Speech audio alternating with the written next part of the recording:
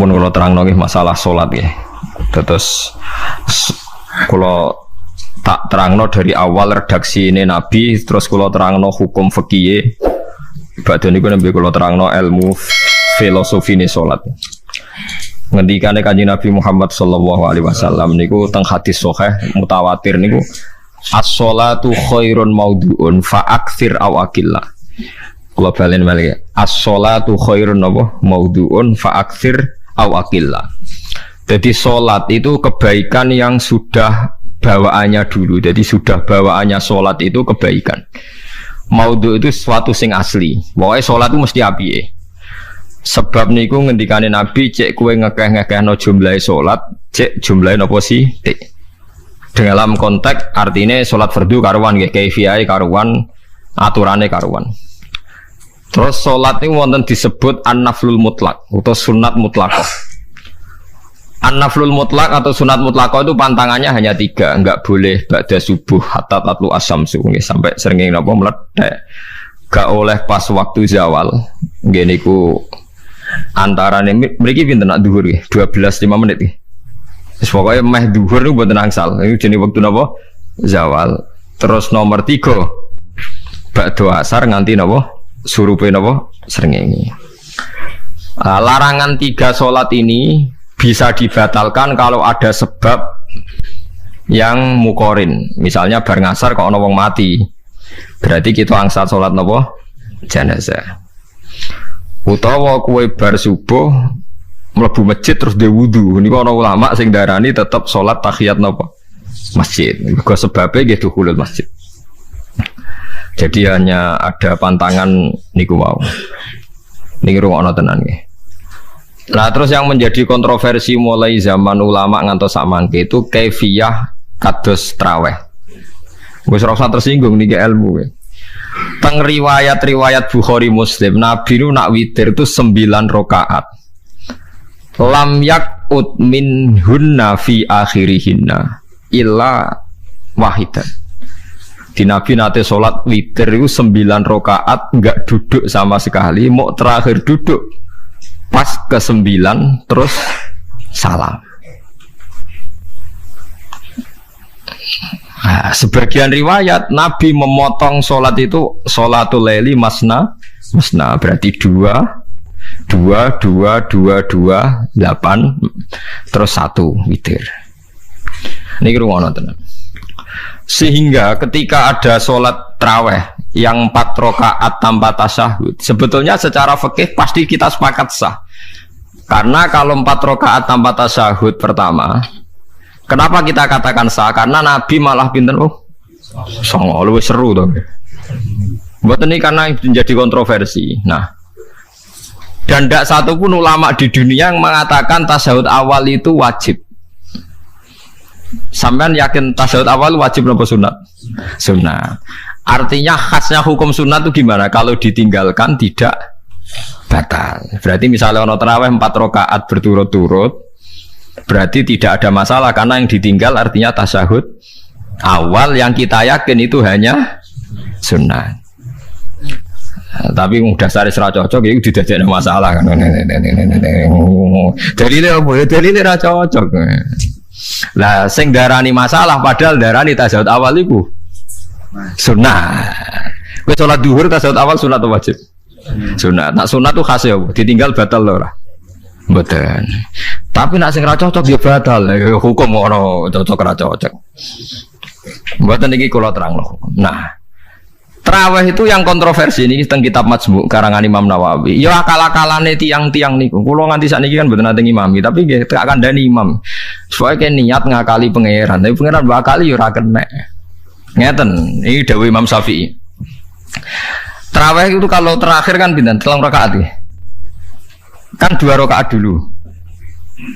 Lalu pas 2 rakaat itu pas witir, yang witir kok tarawih. Yang terakhir witir 3 rakaat itu 2 rakaat sampean niate witir napa-napa? Witir. Setelah 2 rakaat sampean salam ndak? Salam. Itu menjadi sholat teraneh di dunia. Karena kue muni witir tapi jumlahnya 2.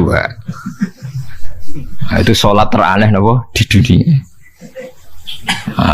Terus sampean muni ngene, mboten Gus maksud kula niku 3 tapi lurus sik. Berarti kayak kudu nerangno pangeran, kudu kamu pangeran kayak penjelasan. Gusti ini 2 sementara loh, nanti ada. Karena jika Tuhan tidak kamu kasih penjelasan, akan aneh kan disebut witir, tapi rokaatnya 2. Maka kamu harus niatnya Gusti ini cicilan witir. Nah, sehingga jangan kira engkau 2, tapi ini nanti 3. Nah, itu makanya setiap bilalnya atau matinya kan solu sunnatan rokataini minal witri. Jadi diumumkan sholatlah 2 rakaat, tapi yang 1 paket dengan cicilan witir. Lah itu lucu kan? Karena Anda sekali bilang itu witir, berarti Anda bohong kan? Nyatanya 2 rakaat. Tapi kritiknya Imam Syafi'i ini kan lucu. Imam Syafi'i yang imam kita tuh mengkritik itu sholat aneh kalau begitu. Sholat tuh kalau sudah salam itu dianggap sholat mustaqillah, sholat yang mandiri. Nggak bisa sholat kok bertakluk dengan sholat setelahnya. Sholat itu kalau sudah dimulai takbir, diakhiri salam ya selesai dan menjadi sholat yang mandiri. Nggak bisa sholat yang mandiri nih. Engkau nasibku ngenteni yang 1 itu iso sholat nabi selesai yo. Selesai. Sebab itu seharusnya witir agak resiko ya 2 rakaat langsung tasahud awal, engkau terus tambah 1 rakaat. Kados mirip maghrib lah, mirip apa? Maghrib. Tapi itu kan masalahnya tidak populer juga. Nah itu. Akhirnya diakali wa shollu sunatan minal witri nggih. Temriki ono minal witri kan? Itu kalau diterjemahkan salatlah kalian paket witir tapi ganjil sih, paket witir tapi gendep sih, tapi ini sementara Gusti, tapi kan kita masih bingung. Itu cara pangeran dia bingung tenan ngadepi. Nah, makanya itu nak cara kula ya ora usah dijerok-jerokno, pokoke ngono iku. Ya, dadi barang keliru kadang ya muga-muga sepuro pangeran ya ora usah ngono iku. Dadi nak salat ya nak cara Sayyidina Utsman itu memang beliau bilang 2 rakaat itu berdiri sendiri. Karena sholat itu setiap 2 rakaat selesai. Setelah salam itu selesai. Nanti yang witir ya 1 itu. Makanya 2 itu rasa ono witir-witiran cara Sayyidina Utsman. Muga Nabi dawuh wa autir bi wahidatin. Kemudian sholat-sholat Anda yang 2 itu ditutup witir. Berarti ya yang sholat kedua ya sholli sunatan ini biasa saja nafal mutlak. Enggak usah nyinggung-nyinggung nopo witir. Oke. Loh ini penting sekali karena nyatanya ada witir kan? Nyatanya tidak nopo witir. Lah nanti yang 1 terakhir witir.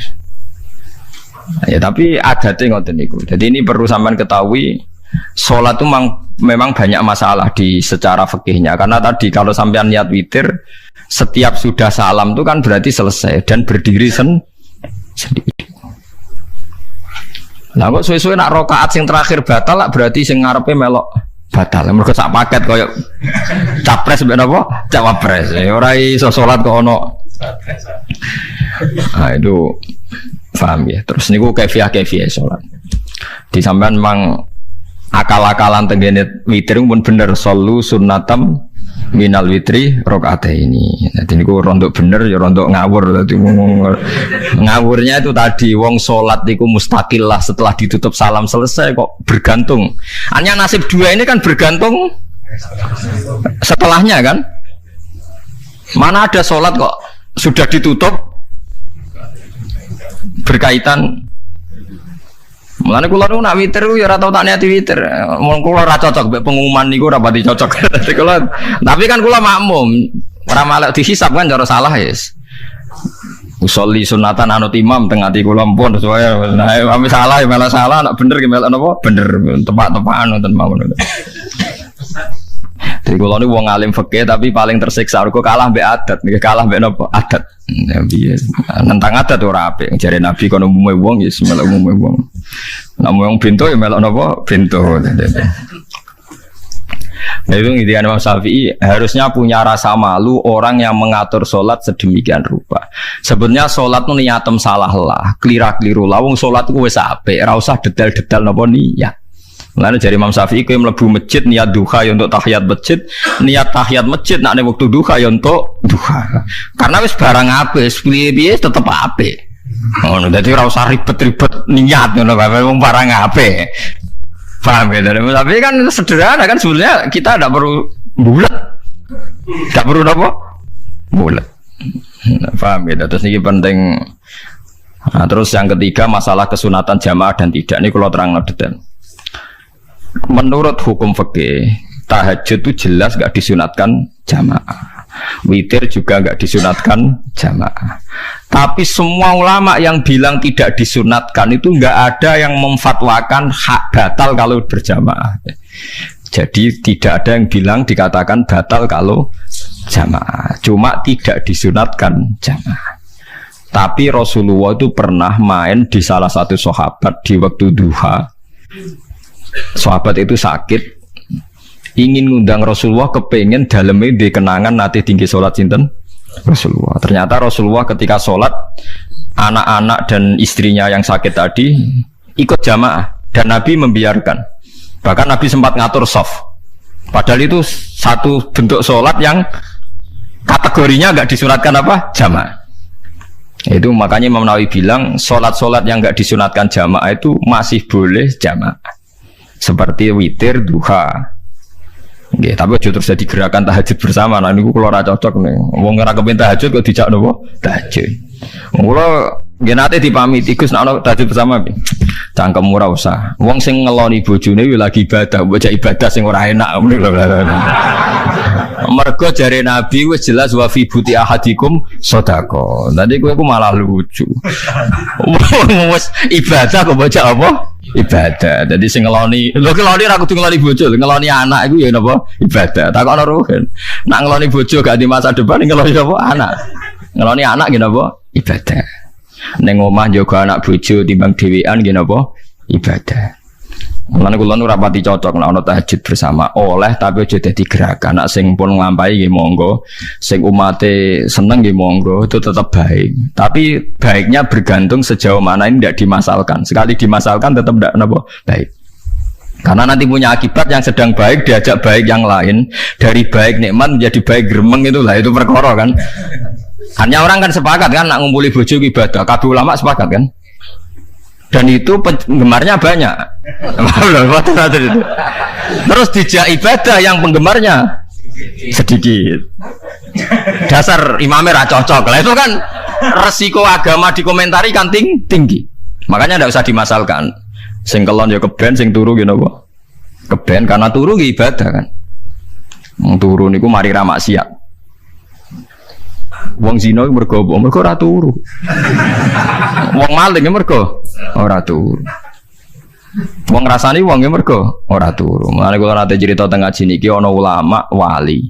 Saking seneng ibadah nganti janggal. Ana gak wali sing makome kaya aku. Ditudono wali sing saurip-uripe mung turu kecuali salat fardu. Yaiku wali sing setingkat kuwe. Mboten trimo Gusti tapi niku kok turah turu ya takokno sesuk. Kena apa kok turah turu? Jebule tak kok kenapa jenengan turu ya wong turu ora iso maksiat. Tapi nak kowe poso tahajud jenenge wong melek tepatine nduk ndi-ndi tetep paling selamat iku apa turu.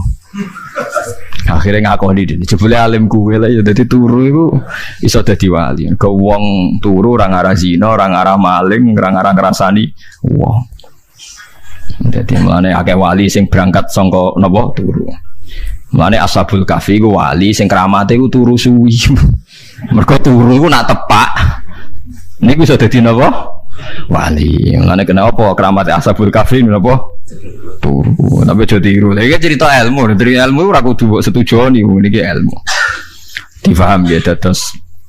Kula piyambak pribadi belum pernah tahajud jamaah sama istri saya. Kula piyambak jarang tahajud. Tapi memang saya beritahu kalau sholat-sholat yang kesunatannya itu tidak jamaah, sebaiknya jangan dipaksakan jamaah. Karena kadang fadilahnya disirron. Kalau balik ini malah seperti sedekah. Kalau zakat wajib itu sebaiknya diumumkan supaya orang tahu bahwa dia sudah melakukan kewajiban. Tapi kalau zakat tidak wajib sebaiknya sirron, sebaiknya rahasia.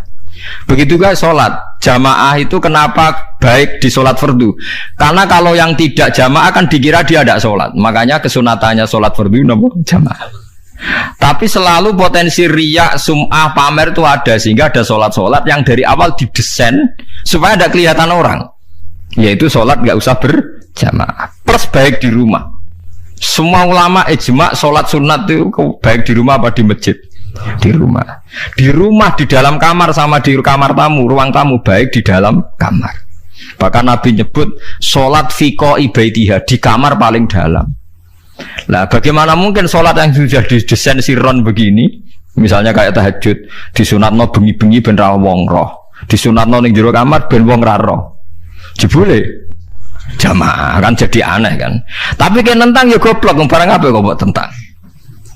Ya tapi kowe tenanan ya goblok kok ora sunah Nabi iki, Bang. Mulane yang ora takok itu yang jenengan takoki kok mbang-mbang. Lah makane aku wong alim dadi bingung. Bingungnya iku mergo akeh ilmune ora kok koyo bingung. Ya tapi sing jelas peminat ibadah kelon itu lebih banyak. Ini mau sing mesti niku. Karena Anda harus sepakat kan kelon niku napa? Ibadah. Kita sepakat kan. Dan itu peminatnya banyak. Itu sekali ada pengganggu pasti dikomentari tidak baik. Padahal pengganggu ini ngajak tahajud. Itu akhirnya kan tahajud jadi korban dikomentari gara-gara pengganggu. Nah, itu yang saya tidak senang. Dieling-eling.